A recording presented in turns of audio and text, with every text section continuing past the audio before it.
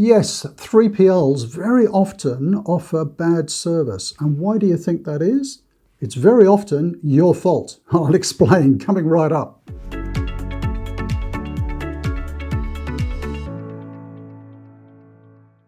So the last time I looked at the statistics, something like 85% of 3PL relationships didn't end that well. What do I mean by that? Well, maybe the contracts finished early, maybe they didn't get renewed, maybe they'd been running for 10 years and then suddenly fell over. One of the things I always say to people is that if you've got problems with a 3PL relationship, it's a little bit like a marriage. You don't immediately dump the relationship. You need to work on it.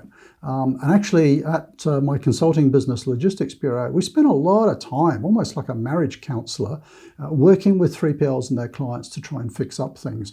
But this week, I want to share with you some of the reasons why it goes off the rails in the first place. So bad service usually comes around, I reckon, for three key things.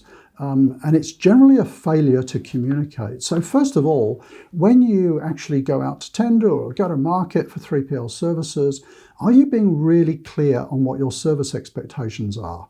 So I mean things around DIFOT, or I mean inventory accuracy if they're looking after inventory, costs.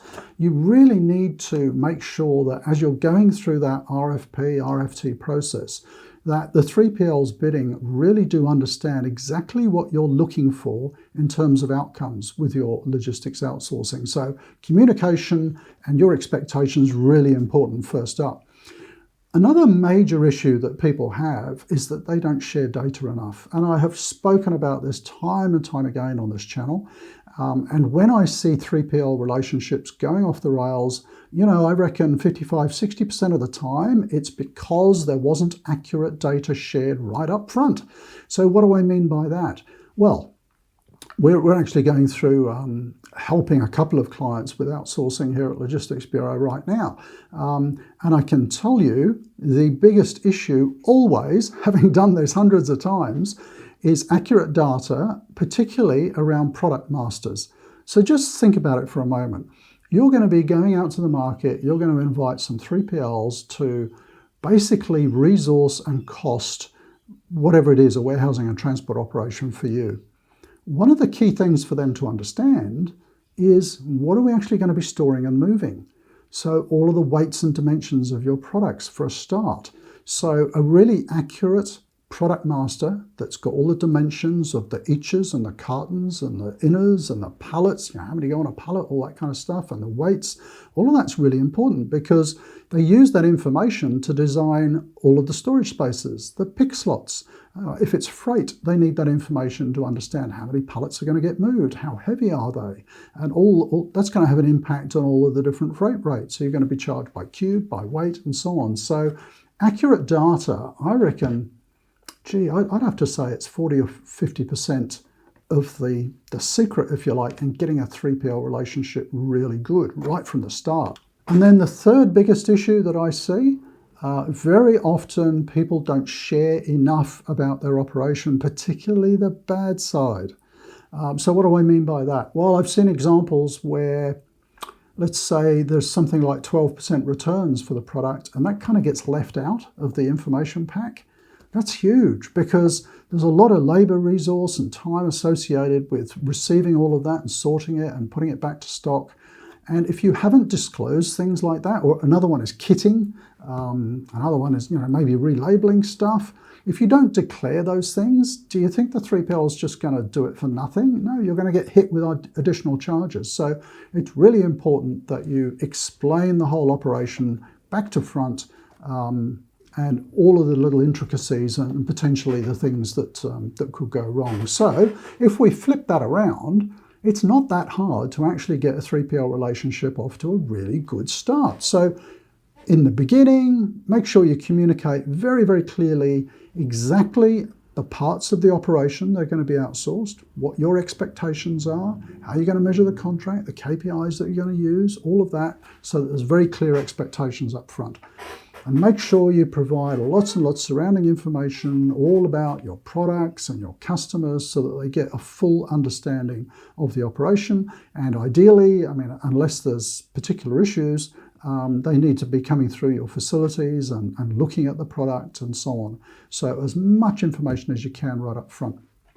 The data, I'm going to harp on about that again, really accurate data, not just the product master, but the transaction files as well. So imagine trying to design a warehouse operation and you're working out what are the best picking methods and how many people you need for all the picking, and you don't have accurate transaction data. You've got to know how many inches are getting picked, how many, every time you go to a picking location, how many things are actually being picked, how many lines per order, what's, the distribution of order size. If there's average 3 lines per order, what's the maximum, what's the minimum?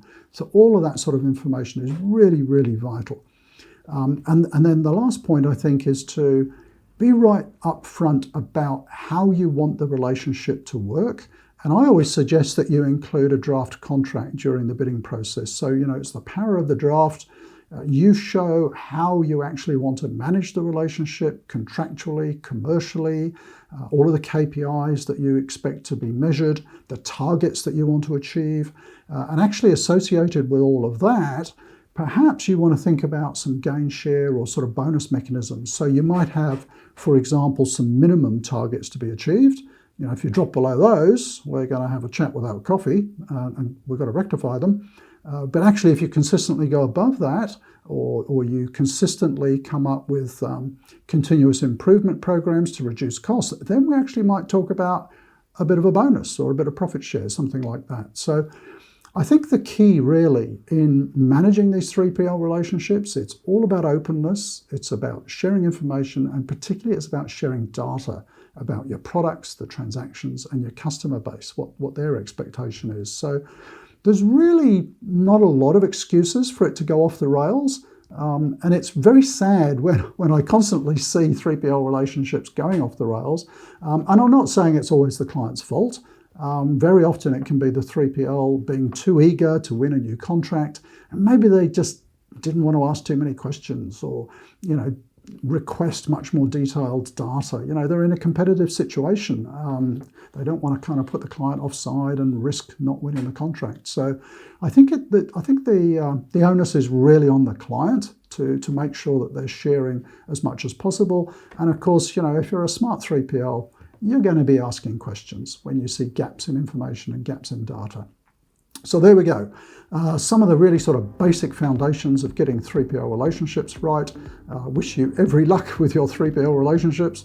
By all means, if you have any other questions about 3PL relationships, do type them down in the comments below.